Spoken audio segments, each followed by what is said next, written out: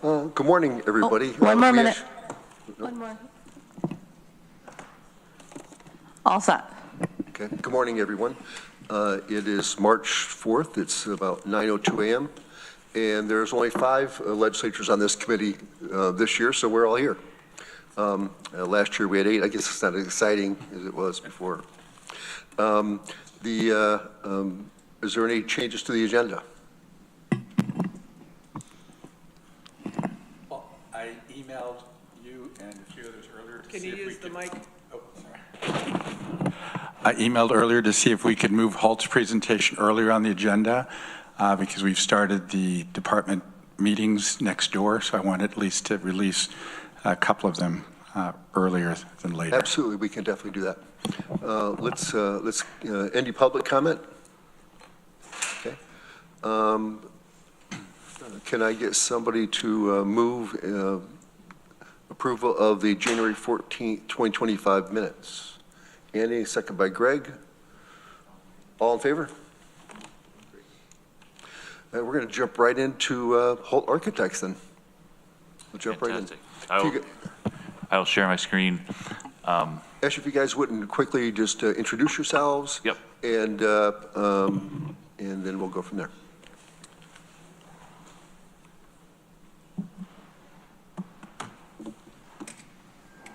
Okay, excellent. Good morning. My name is Quay Thompson. I'm a principal architect at Holt Architects. This is Bernard Best. I don't think that many of you have met Bernard. He's going to be the project manager for this project. So he and I together will lead the project. My first slide here is sort of a review. You've met all of these people from our team in earlier phases. Steve Hugo is one of my partners at Holt Architects. He'll be involved with the project from a design perspective. Cindy Kaufman is downstairs right now. We're over at Tompkins. Next door at the old Starting the program verification interviews, another round of interviews with all of the users.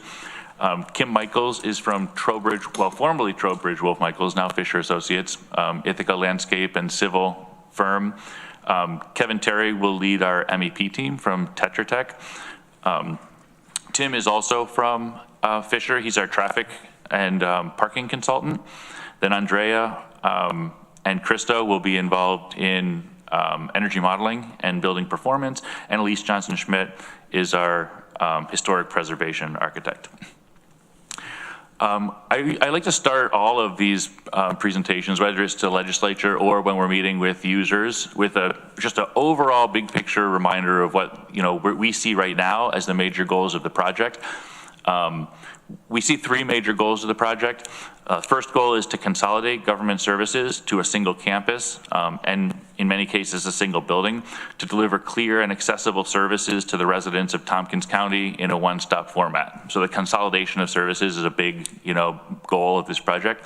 Second goal is to improve the quality of workspace for county government employees by providing every employee with efficient and well-conditioned space with access to natural light and views. So improving and sort of standardizing quality of space for Tompkins County government employees. And then third, in terms of the big goals, is reduce the long-term cost of government services by getting out of existing leases and consolidating departments into a single flexible office building that will serve the county for the next century. There are a lot of other, minor goals and secondary goals, but I think, in a nutshell, as designers, that's how we're thinking about the goals of this project right now. Anything else that this committee wants to sort of just put on the table as make sure you don't forget about this? All right, well, we've got about 40 other goals that are secondary goals that we won't lose track of as we move forward. I'm going to spend a little bit of time on this slide because it's important. I'm not hearing anything. Turn up the volume. I don't think that's for us. This is the slide of the overall project, and we'll look at this slide, in every presentation we come back to you on, and hopefully we'll continue to track on this slide, for the next almost 3 years. There are 3 basic projects that we're thinking about this project as. The first project is the big, new center of government building project. And on this slide, the blue lines indicate design phases, and the green lines indicate construction phases. So you can see that there's a lot of design that happens in the new government building, right here. Yeah, you can see my screen. Between now and January of 2027, when we're scheduled to start construction. And then construction is scheduled to be complete at the end of 2028, and then there's a move-in period. Following that move-in period, we can begin construction on the renovation projects. So, basically we can start design of those renovations anytime during construction. We just have to make sure that the design is complete by the time, those employees are moved into the new building and we can start construction on the renovation portions. So, after that move-in period, right now, in a nutshell, February 2029 to July 2029, which is we're targeting as the end of the project. That's the completion of the renovation. And then the third project that we're tracking is the deconstruction project. This project can start anytime after we have approval from SHPO that we can take down the 3 buildings, and it needs to be complete before we start construction on the new building. So there's a window there that this project can take place in. And then there are a couple other variables that, we're talking about right now that are gonna be critical path for starting the deconstruction of the 3 buildings, primarily the relocation of the people that are currently in Annex C. So we need to figure out where their temporary homes are gonna be, assuming that building will come down. Up at the top of this chart then are some sort of preliminary project establishing work timelines. And these are the ones that I'm gonna spend a little bit more time on today. So if I just jump to the next slide. Any questions about the overall project schedule? Right, so you have a copy of this. We do. Yep, and I would, our goal is just to keep this project tracking with this. So if anyone ever asks you, how's the project going? You should be able to look at the date and let them know exactly what's going on. Next slide. Okay, so I'm going to talk about 2 phases that we're currently actively working on. The first phase is the SHPO coordination approvals, and I'll get into detail on that. And then the second phase is the program verification. That's sort of reconfirming all of the occupants of the building. So I'll talk about this one first, then we'll jump down and talk about program verification. The players involved in SHPO are, from Holt Architects, Bernard, myself, Cindy Kaufman, and Steve Hugo, Elise Johnson-Schmidt from Elise's preservation firm, Fisher Associates from just a parking perspective and utility perspective, and then from the county, primarily Arel, Katie, and Megan. So this team started this work in mid-January. We kicked off the SHPO work with a brainstorming session. In early February, we came back together, and different members of the group had pulled together sort of drafts of early components of this submission. So we had sort of a vision and a goal statement. We had toured all 3 of the existing buildings. We had documented these existing conditions. And we'd begun to diagram some options, because what SHPO wants to see is, have you done due diligence in trying to sort of create a solution for your project that preserves the 3 buildings, sort of reuses them and preserves them. In late February then, Elise delivered a complete structural outline of the whole submission that we'll give to SHPO. I'll give you a summary of that in a moment. And then had also written a lot of our major arguments that we're gonna sort of propose to SHPO for the reason that the 3 buildings are necessary to come down. This Friday, we're getting a final draft of the submission from Elise. The team is meeting on Monday to we're reading it over the weekend and getting together on Monday with comments and feedback for Elise.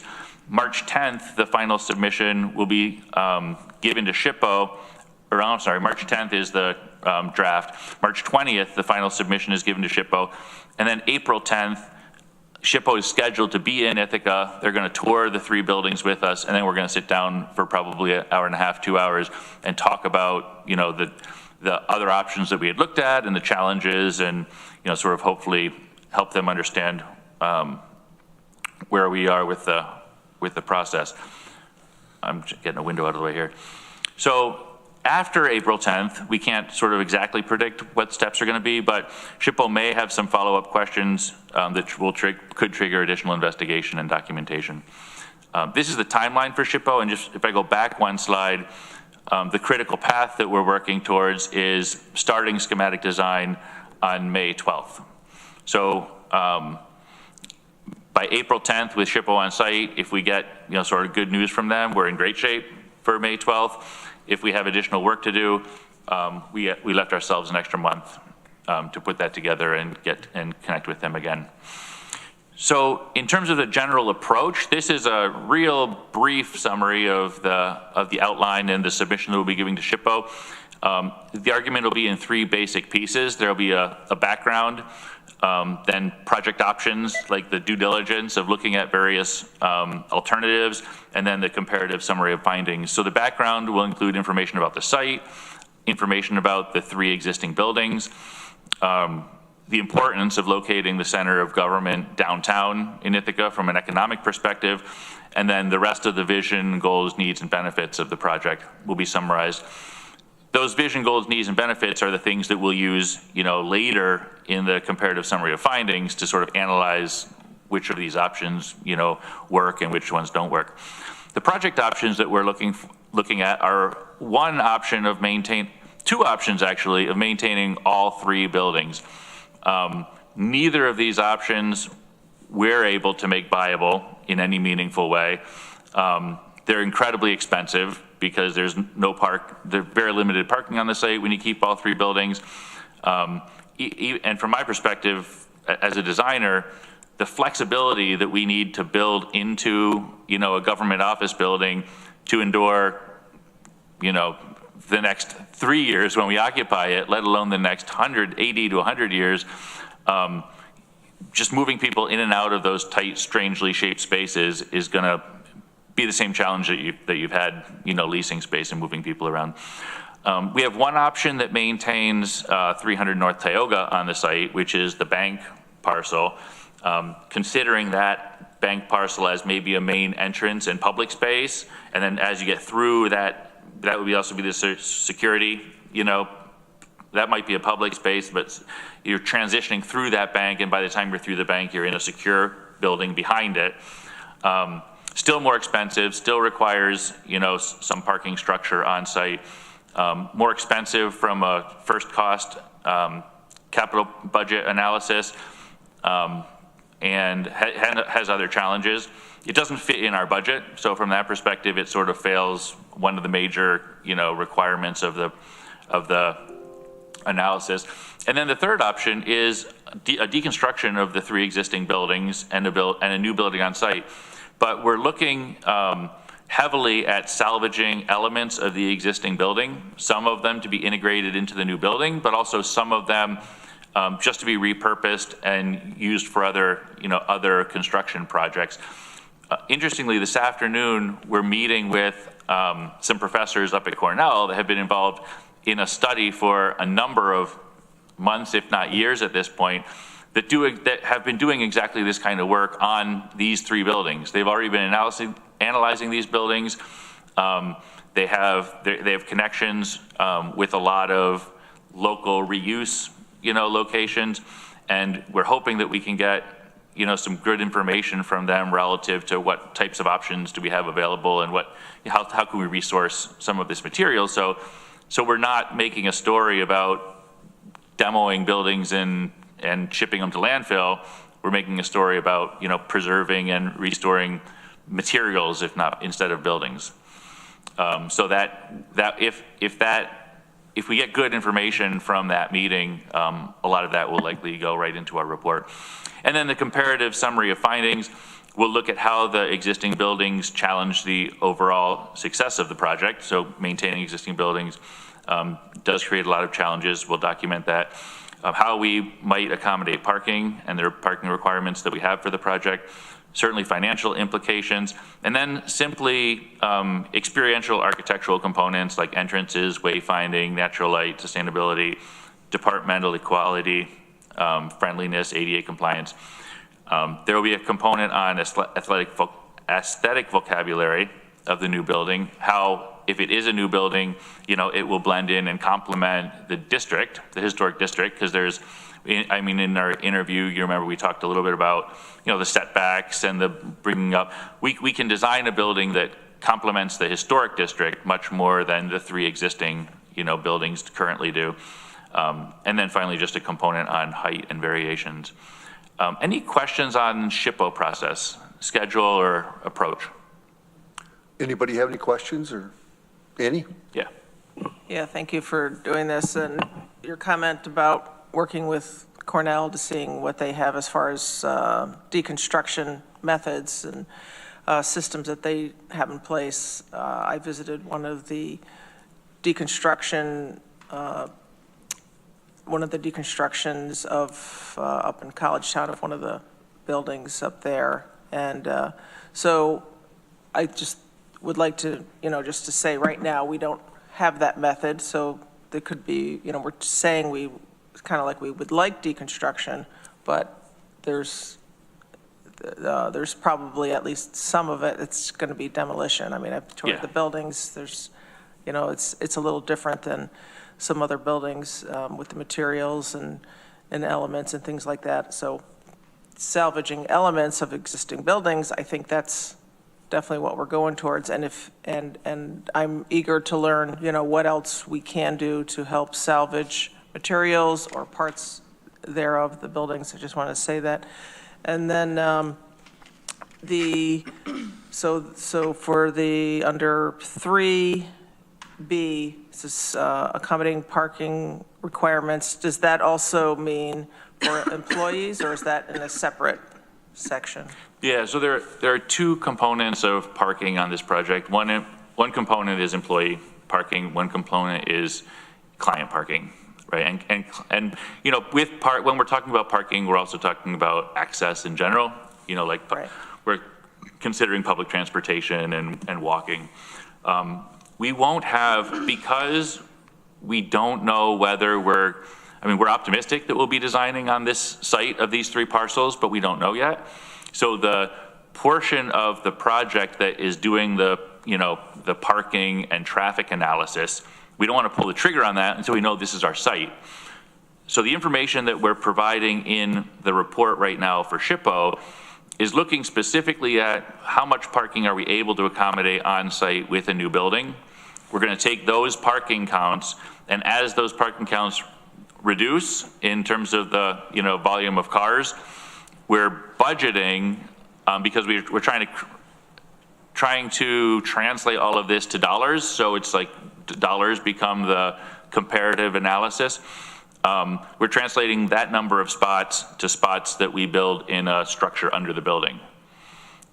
So we're just trying to level the playing field in terms of making parking in all 3 options equal by saying, here's a base number of parking spots that we can accommodate on the site if we build a new building. If we keep existing buildings, we need to offset, that parking on site in some other way. And lastly, for the deconstruction, are you also working with crowd and reuse? Right now, we're not. We're just starting to look at because again, if we can't take the buildings down, all of this effort would be right, but not useful. But what we're doing is we're heading down a path towards beginning to develop these relationships and finding out what opportunities are available to us. Thank you. Yep. Yes, I have a comment from Katie from Planning. Yeah, I just wanted to put to the committee a question that was raised just this morning in an email thread with the historic preservationists working on the SHPO report. Should we include a project option of moving the center of government to a greenfield outside of the boundary of the city of Ithaca? It does help tell the story for why we would be investing in downtown and what the benefits are of that, but it seemed like a significant enough change that the committee should weigh in as to whether you would like us to do that or not. So you're asking if we should build this in Lansing instead of downtown? I'm asking if we should include that in the report as an option, because it is often mentioned here. I don't know if it is a serious consideration or not, but if it is, then it seems like it's something SHPO should understand, that if this doesn't get approved, that might be one of the options that the county moves towards. Annie? Would that help us make the case for downtown?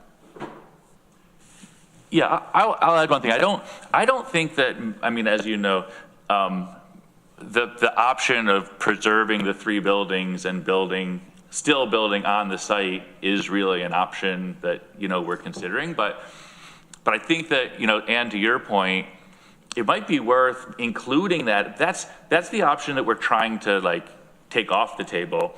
But by putting it in the report, we should talk about this as a committee, as the SHPO team, because by putting it in the report, we might be able to make the case, we might need to do that to make the case that it's not a valid option.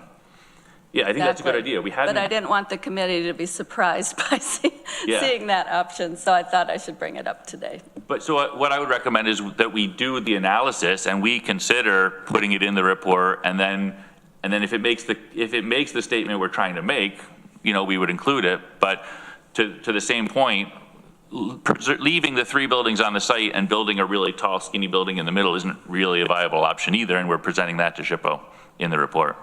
But due diligence is the process that we're trying to show them, that we've looked at all of the options, and then will you let us take these 3 buildings down that are on the registry?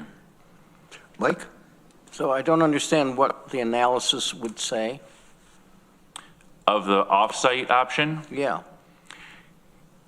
No, it's a good question. I think so it would primarily the main reason that we're saying this is the right location for the center of government is related to the economic impact that it would have on downtown Ithaca. So not only you'd lose the benefit of bringing all of these county employees right to the heart of downtown Ithaca, but you'd also conceptually lose the employees that are currently in, Old Jail and Tompkins building if we were to consolidate all of them together at an off-site location. Are there any other sort of components to that argument? Well, to me, it also raises the question of the historic campus and the county's investment in all of our other historic buildings, which I think is also an important story to tell SHPO, that this could be a bigger problem than just the siting of this one building. So we have 3 buildings that we're proposing to take down that are currently unoccupied. One has become a homeless shelter. They're deteriorating, and we haven't been able to find tenants for them for the last number of years. We've invested a lot in the old jail, this preservation and restoration. And at the end of the project, we're proposing to invest more in Old Jail and Old Tompkins. If we move this project off-site onto a greenfield, those buildings would continue to sit there and probably be sold, off to someone else, and the investment that we're planning for these other 2 buildings wouldn't occur, right? Yeah. Go ahead, Mike. Yeah, I think that's a good point.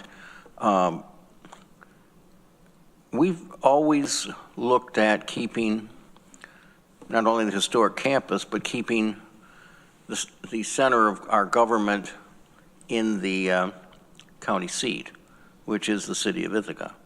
Other counties we've seen, take Tioga County, for example. They went out to a cornfield and built a new office complex outside of Owego quite a ways.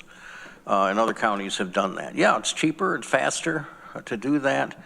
But it's just like we've always made a commitment to the central part of our county, and Ithaca is central from all of the surrounding areas. I've always said it's downhill into Ithaca, so I would say that. And the other point I wanted to make is about Building C. We reused that building, not we, but the prior owners reused that building when they constructed the second story onto that, from a 1-story building, which had been the Ithaca College Library, to the 2-story building, which was, I believe, the library and the TV studio after that. So that building has had preservation in the past, and then we converted it into office spaces. So it's really outlived its usefulness at this point. Great. I'm glad that we brought that option to the table, because even the quote from Mike Lane maybe makes the SHPO report at this point from the meeting, like the investment that the county is making in the county seat. And then the other component of that argument that, well, we're just thinking about this as Katie puts it on the table, is public transportation. You know, like there's a large portion of, you know, the county that we want to be able to get to this building that might not have cars, and they could bike, they could take public transportation, many of them could walk to this location. So the accessibility of services. Okay. Annie? Yeah, just building off the last thing you said regarding transportation, that, I mean, I'm not an urban planner, but I play one at the legislature sometimes, but thinking about more of the people that don't have transportation, I would imagine, are here on the flats and in Ithaca versus people in rural areas. I'm not saying people in rural areas are flush with transportation and don't have transportation issues, but I would think more and more people that I'm meeting and talking to downtown are foregoing getting a car. Some people don't even have a driver's license. So to keep encouraging people to do that and not have to buy a car and either walk or somehow use public transportation. And just thinking about a third of our population does live, you know, within, you know, the flats of Ithaca. And even though it's not all very easy to get into the city and park, I know that's a big issue. That's why one of the reasons we're talking about, can there be some parking, you know, or make it easier for people to park that use our services. So just a couple comments. Thanks. Great. Yeah, Susan? Yeah, thinking about public transportation, if you look at the TCAP, for example, the routes, they're much more focused on the central part. I mean, there are certainly routes that go all over the county, but I don't know that moving it would make it, there might be parking, but for those who don't drive, it might be worse because there might not be as much public transportation or as often. Great. I'm not against moving the building location if it's counterproductive, and it is what it is, right? I mean, but I have a couple questions. One of them is, what's the benefit of SHPO signing off on this? I mean, what if they say no? And why wouldn't we just move forward? I mean, are we going to get any grants, or, I mean, what's the value of it? Why wouldn't we move forward just taking the buildings down, you're saying? I mean, what would happen if, I mean, we have that right, I believe. Right. But and not that I want to do, but I'm just, you know, what's the benefit? Is my question. Yeah, and I don't think we've really answered the funding question, but it's where we're getting money from. Right.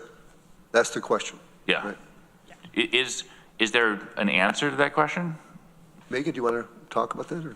I don't have an answer to everything that you may want to explore for funding, but I think that the short answer is, if we're seeking state or federal funding, any of those agencies need to comply with the state and federal laws, which triggers this review. So that's basically been the. Would that include NYSERDA? Yes. Okay. I'm just curious. Mike? Excuse me. The Red Mill Bridge example is perfect. We had federal money for federal or state money, I forgot which, to rebuild the Red Mill Bridge in the town of Dryden. We spun our wheels for about 3 years with SHPO on what to do because it was declared a historic bridge. And in the end, we had to give up the money and just do it ourselves because they wouldn't let us move it. They wanted us to leave it and maintain it in place, have a new bridge next to it. It was something that we just could not justify in our transportation system.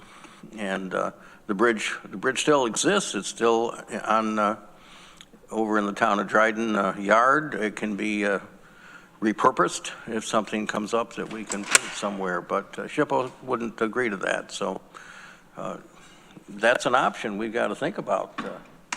If they say no and they won't let us do what we think is the best option, then we have to think about whether we're willing to just go the route ourselves. One of the issues in Arel, and I've talked about this a little bit, are the other buildings that are around here that are already historic, the courthouse, this building, the old jail, and DeWitt Park. So, which has been neglected for many years, in my opinion.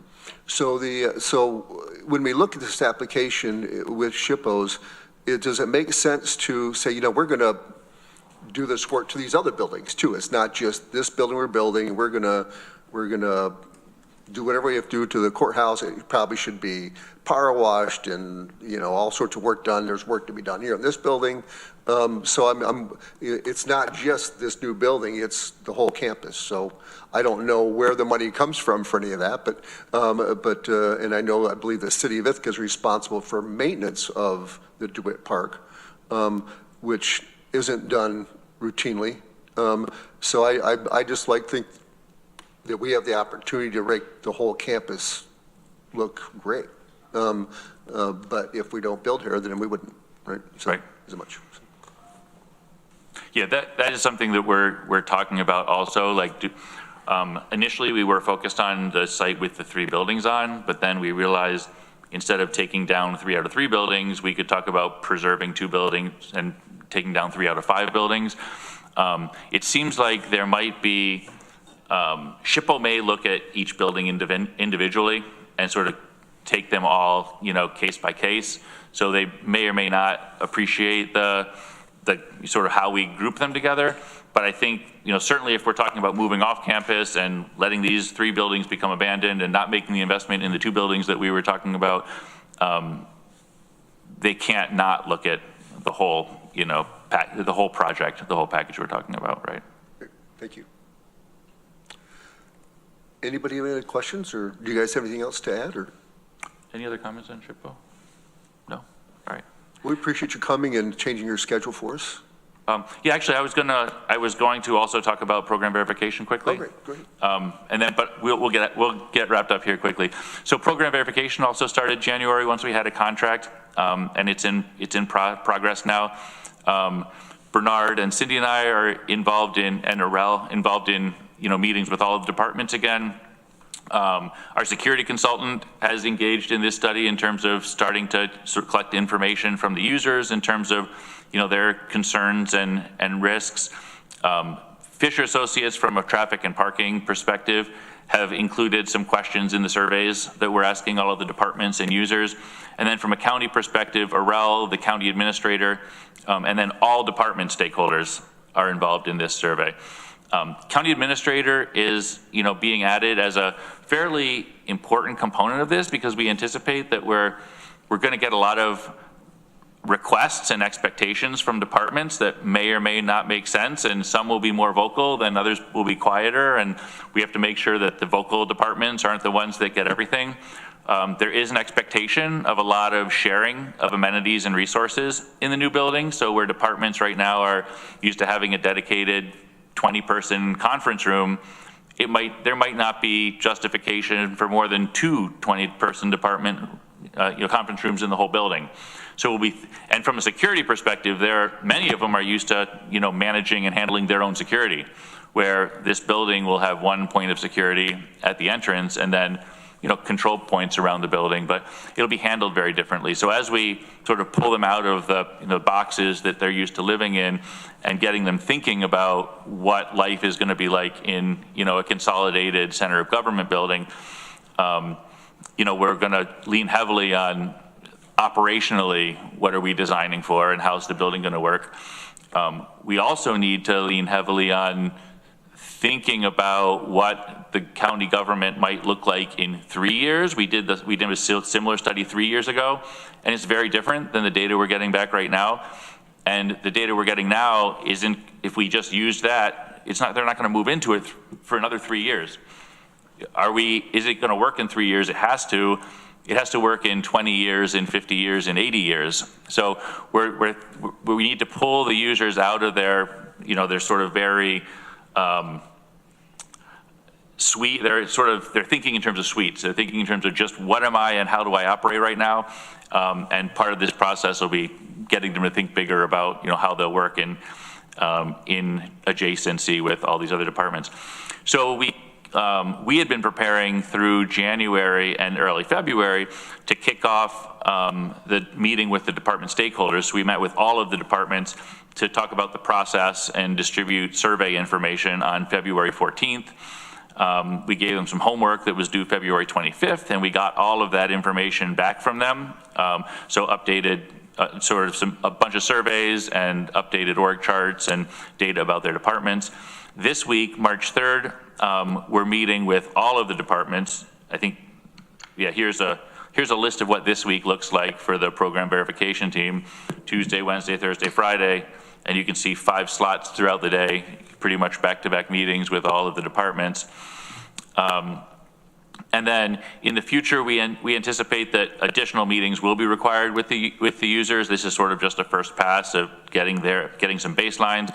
We'll be doing more visits to their individual departments again as walkthroughs to get eyes on the space and really understand how they're working operationally, and talk about how some of these things might work differently in the new building. And then we'll continue to look for opportunities to share amenities and sort of make sure that at least day one when departments move in, operationally they're adjacent to the departments that make most sense. Question on program verification? Greg? Yeah, thanks. You mentioned some data changes that you're seeing in the last 3 years. It would be interesting to get a report back to this committee what changes you've seen over the last 3 years, and then what you're also sort of forecasting for changes moving forward, because I think that's helpful data. I think if I were to sit here and say, okay, what changes have we had over the last 3 years? I could think of some, but from like a legislative standpoint, I couldn't think of that many. So it would be helpful to know operationally what those data point changes are. The other thing you mentioned about adjacency and, 1 conference room versus 20 conference room, I'm thinking, 5 copy machines versus 30 copy machines. I guess this is to administration, planning, facilities, and you folks. How can we track some of the savings in adjacency? Because I think that will also be helpful in telling the story of why we're making this investment, right? If we have a central office station for a floor rather than having all of these in each different, sort of functional unit, how does that save us money? Those type of little efficiencies that we can build in. Maybe there's a central receptionist for 2 departments that are smaller or something like that. Like how can we create operational efficiencies and track those dollar saving opportunities? I think will be really helpful. I mean, it's very early for that, but that should be in the back of our mind somewhere to help justify, the case that we're making to make the investment in the new building. Absolutely. Andy, do you have a question? Yeah, I was just wondering for efficiency of departments, I would imagine part of it's going to also be flexibility. We've discussed that a while ago, but I imagine that's still part of it. The flex space, flex departments that might have different projects they're working on for a number of years or priorities in the county, funding, all kinds of different things. And I know adjacencies, I would think that would be higher up, on the priorities, so like, for instance, I know like planning works with finance and admin, every day, so are those the type of things, are you getting data from the departments? Like this is X amount of times that we're walking over here, or we're having COFA is having to walk all the way over here or something like that. Is that part of your data? Yes, absolutely. And I think that, at a big picture scale, we want to remember that adjacencies right now are sort of sometimes all around the county. So right. Being in one building is going to make some incredible adjacencies. Initially, structuring the building is probably going to be more focused on access to like serving residents. Like how do residents come into the building and engage with these services? And there will be some departments that don't really have clients that aren't seeing the public, and so they're adjacent, they might be higher in the building, where other departments that are more public serving, public facing will be lower. And then the adjacencies that you're talking about, like working efficiently together to reduce steps and share amenities. Absolutely. If I could add one more thing. So is one of the questions you're asking then is for the consumers or for our residents, so they might go to one department. I mean, I don't know which different ones. I've just heard from some folks in the community that, it would be nice if the clerk's office was close to COFA, because those are, especially for people who are elderly, that's the type of things that they're going to. Yep. But I don't know about other, I guess we'll find out, or is that something you're looking at? Yes, so we're asking questions about relationship to public, how you engage with your customers. We're also asking for relationships about who you work closely with, other departments in the county government. Both, right? Great. Yes, Susan. I'm going to go down into the weeds. I had the pleasure of working with Holt several times at Cornell Libraries and then at SUNY Binghamton for their downtown campus. And at the library. So I'm thinking about, we talk about adjacencies and how efficiencies and everything. But what I see happening over the years is that even in one big building, people try to have a central place, say, for photocopying or whatever. But what ends up happening is if it's not convenient, is they set up, so all of that kind of thing sounds like that's something that you're including. And I think it always sounds so great. Let's make it as efficient as possible and reduce, the footprint of everything, but it's still got to be workable. But make it functional. Yeah. Right. So, and my memory is that Holt did a very good job with that. Yeah, I think that's a great point. I think that we do a lot of initial investigation and digging into exactly how the departments currently work, what they think they need, who they are.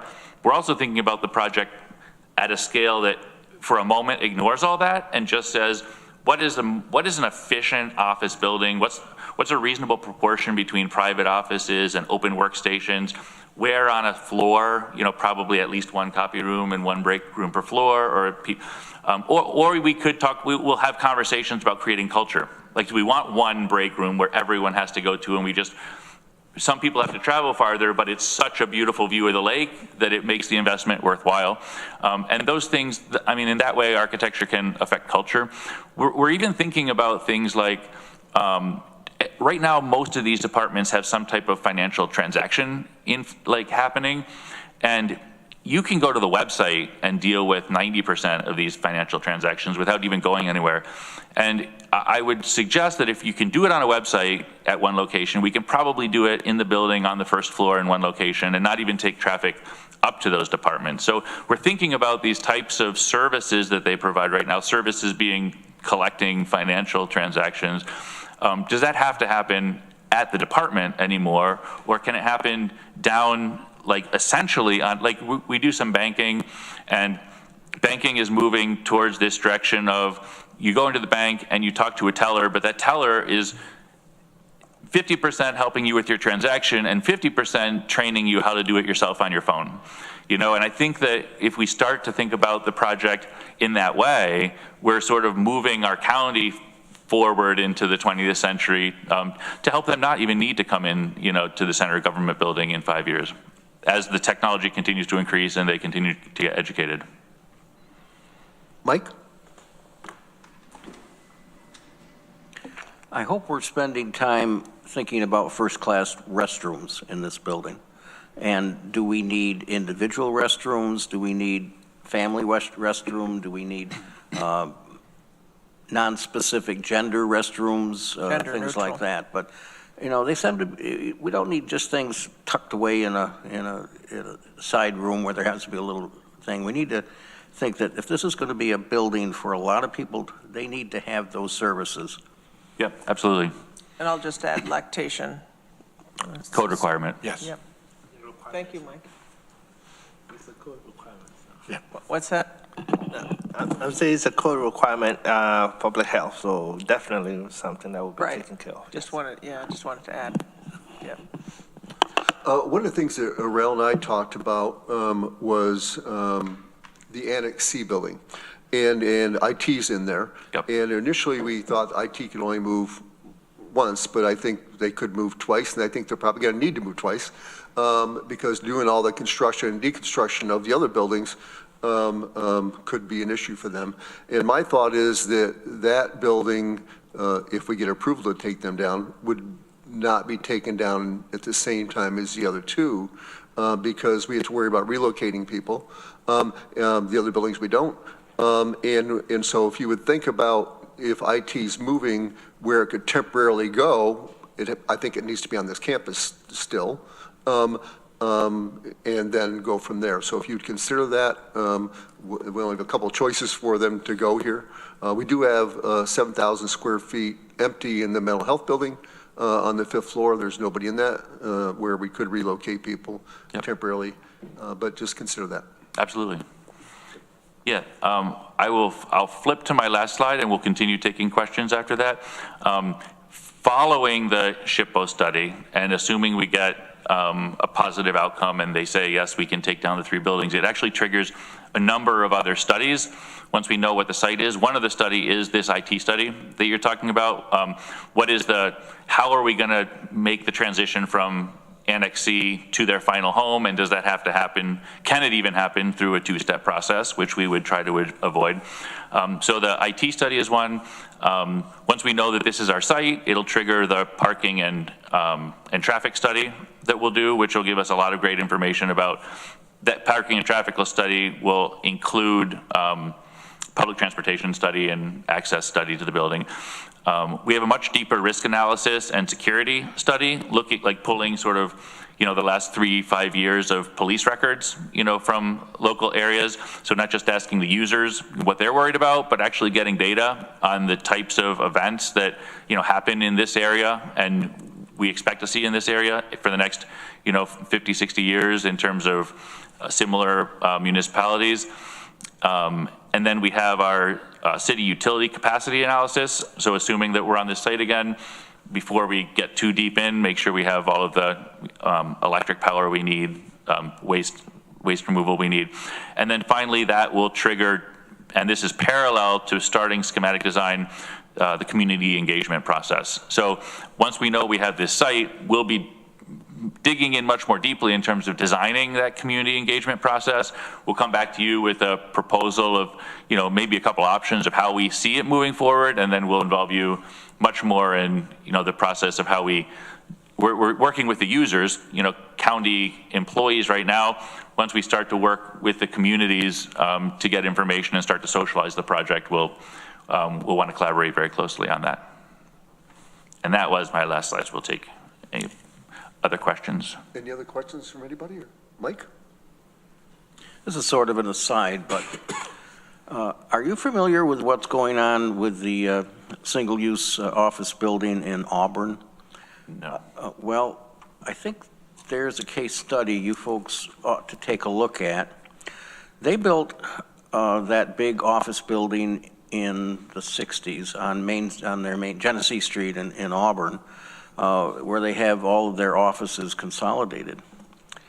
Last summer, they had to close the whole building because of something which happened with the roofing, and they also discovered vermiculite and asbestos and other things.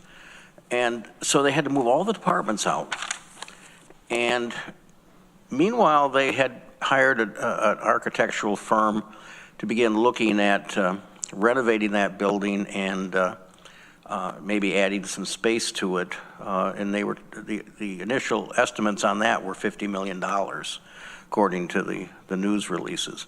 But I just think if you folks had your ear to the ground on what's going on up there, it could maybe be useful in your planning. I'm not saying that it has to be the same thing or anything like that, but it's a case study going on right now. And in 1960, if you asked people, is it any problem with putting asbestos in this building, they would have said no. That's the way we do it. So when we build this building, we may have materials in there we think are perfectly fine, and they may not be in 30 years. Who knows?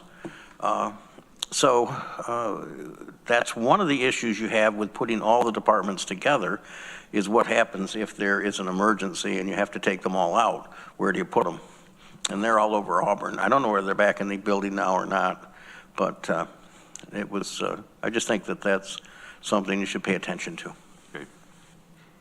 Do you have the address of that project? I'm sorry? Do you know the address of that project? The address? The building address? It's Genesee Street. I don't know. You look up the county of Cayuga, and you'll find it on a website. I don't know the number. Great, thanks. Any other questions, anybody? Well, great, thank you very much. Thank you. That was very helpful for me.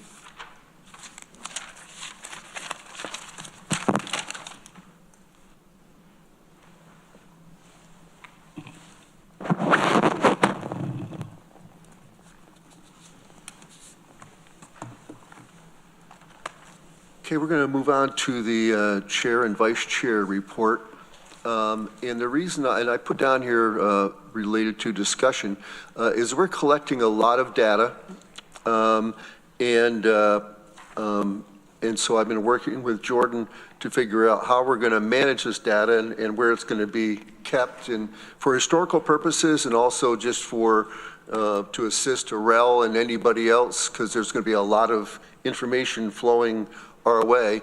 And so we're going to work closely with the clerks and Jordan to put it in a format that is understandable, chronological, easy to access, so that it's, and we'll work with Holt, of course. I'm sure they're going to have a lot of data that's very chronological, and we'll track all those things.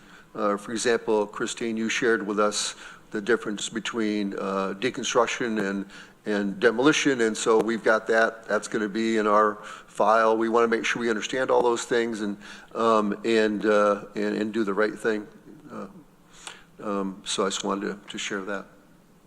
Any questions on that? Okay, we're moving right along. So we're going to go to facilities, talking about deconstruction, process and responsibility. The reason I put that on there is because I wasn't aware that Cornell had done all three buildings and gone through them all.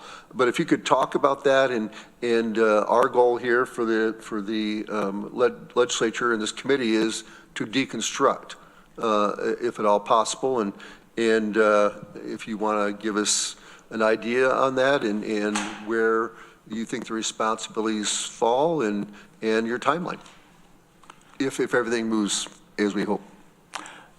So when Holt did their presentation, they did have a timeline. I mean, really the first step is submitting to SHPO and determining whether they approve, our favorite option, which is to deconstruct the three buildings and build a new building. And so once we do get that approval, we won't know until April, early April is our hope. The deconstruction process could be two-stage, where we deconstruct the 300 and 308, so the key bank building and the professional building, and then leave building C for later. Some of those initial responsibilities would fall on Holt and their team. We've done assessments of at least 300 and 308 back before we purchased the buildings. We did a phase one environmental assessment to determine what had been on those sites previously, to see if there were any red flags. Red flags could be, gas stations, service stations, dry cleaning. We've done that for most buildings that we've purchased over the years. As some of you may recall, at least Mike, when we purchased the old carpet warehouse where the Human Services Annex or Office for the Aging is now, it used to be a service station, so that was a red flag. We had to do some additional environmental testing to determine if there was any hydraulic fluid or gasoline tanks below surface. So we've already done that on the 300 and 308. We also did a building condition assessment of the former Key Bank building. Tetra Tech did that, and we shared that maybe 2 years ago of the condition of the building and the cost to make improvements to the building. So those are studies that we've done. There are also, I know that planning and Historic Ithaca and other groups have done assessments of 300 and 308. They did a kind of an inventory of at least 308 to determine the materials in the building. I think if they're here today, they could probably speak more to that. As far as materials in it that could be reused or repurposed. And so that is part of the meeting that Quay referred to, that we're meeting this afternoon with a Cornell professor and a group that have done some surveys and assessments of the two buildings that could help in, as we propose to the state to either deconstruct or repurpose or reuse materials from those buildings. The process is going to take longer. Obviously, when we did the Baker building, which was a really light deconstruction, I mean, we looked at reusing and recycling and salvaging as much as we could. We invited Historic Ithaca and Significant Elements to look at materials in the building and express interest in that. And they've done that at least at 308 to look at the professional building and things that could be, that they had interest in, and some of that has been removed, but not all of it.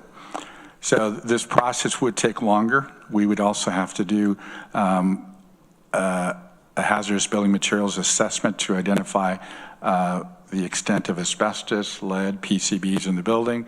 So when we are deconstructing, we're aware of that. We would have to abate first, which is what we did at Baker building as well. That took probably 3 months to do. We would do the similar thing at 300, 308, and Building C, ultimately. So that process, when we looked at the schedule, is several months to do that. And then after that, we would do some geotechnical exploration on the site for a new building. As far as the type of foundations, most likely we're going to use piles because it's been used in this area for multi-story buildings already. So most of this involvement is going to be HALT and consultants, but also other agencies that have already looked at the existing buildings as part of the SHPO process. Thank you. Ron. Any questions? Anybody? I have one. Oh, Mike, go ahead. Only that, certainly when you have a group like Cornell people, they will probably talk about the ideal deconstruction. And, we talked about that when we took down the Baker building. We did as much as we thought we could reasonably do because of the cost of things.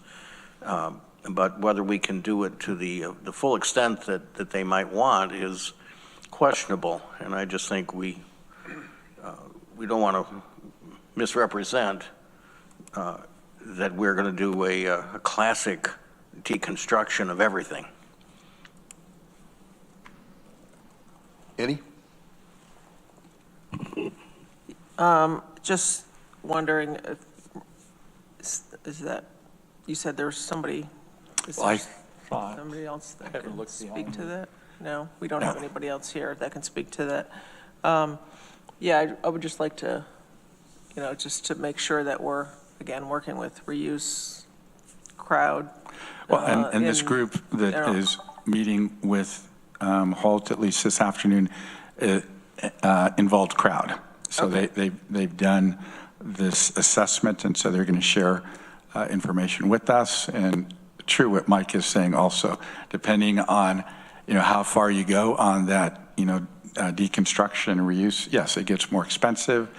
And also, part of the issues that arise is storage of all of that. If you're removing it, right, and if you don't have a market or use for it immediately, who is going to store it?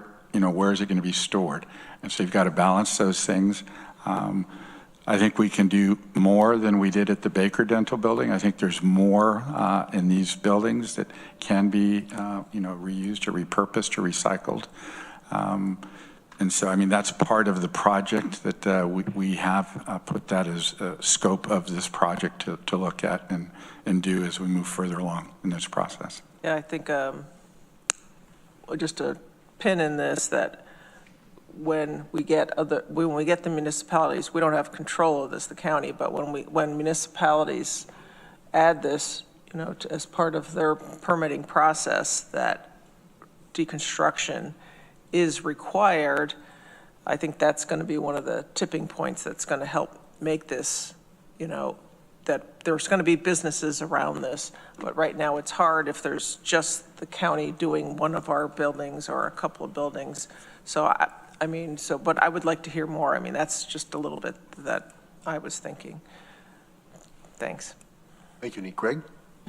Yeah, I think we should maybe get a list of definitions so that we can use a similar vernacular around the idea of this topic. We're not deconstructing to reconstruct, right? We're selectively stripping useful materials from the building to then demolish them. I don't think we should greenwash the process, but I think we should be aware of what we actually are doing and make sure that we're using the right terminology. Again, I don't know what the right terminology is, so I'm asking as an ignorant person coming to the table about this, but it seems like, we're not cutting up so that we can move this down the road and reconstruct it later. Right. Are we recycling the steel framing? Are we grinding up the concrete and the bricks? Are we doing those things? That's recycling or reusing. Is that true deconstruction? Yes, to some extent. Is it soft deconstruction? What's the right terminology that's out there? And then I also think we should trust the experts. I think we've made it very clear that we want as many of the materials reused as possible and go forth and bring back results. Right. That's kind of how I feel on this topic. I feel like we've spun the wheel on deconstruction quite a bit. And I think we're just starting to dig in rather than actually make progress. I agree. Thank you, Greg. If all goes well and we get approval from SHPO and you do the abatement, is it realistic to deconstruct any of these buildings this year? Yes. Okay. That's our hope. I mean, the schedule shows that we can start as early as this year. Okay. So yeah, that's our hope and plan, at least two of them. Yeah. Is there any reason that you wouldn't start the abatement process now?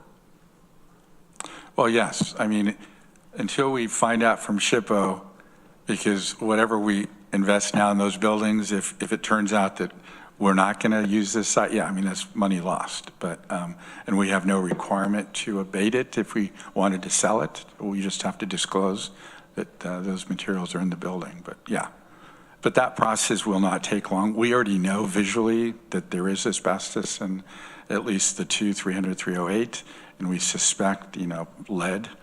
It's not nowhere more than what we had at Baker. I mean, those buildings were built about the same era. So, I mean, there's nothing of concern that's going to be a long, drawn-out abatement process. Great. This is a legal question. Let's say that we do this deconstruction, we end up with a lot of materials. Can we legally donate them? Or do we have to, I mean, what if we end up with, for some reason, all the bricks are recyclable, and can we just donate them to somebody legally? It's not my department, but I know that in our process for disposition of materials and equipment, that you go through a process. First, you open it up to county departments. So I think departments wouldn't be interested in bricks and such. I mean, our department could for materials and such, and we have in the past. Then you would go out to agencies, and I think that's where you could donate, agencies. And if they're not interested, then you go through a process of either, getting bids and getting people to pay for it. The last would be you would dispose of it or leave it there, and anybody can take it. But in the past, it's mostly been the agencies like Historic Ithaca, Significant Elements, Reuse Center that have expressed interest, but not in everything. And some of the materials we'll just recycle. Right. Any else, Arel, or any questions for Arel, anybody? Great. Thanks very much. You're welcome. Appreciate it.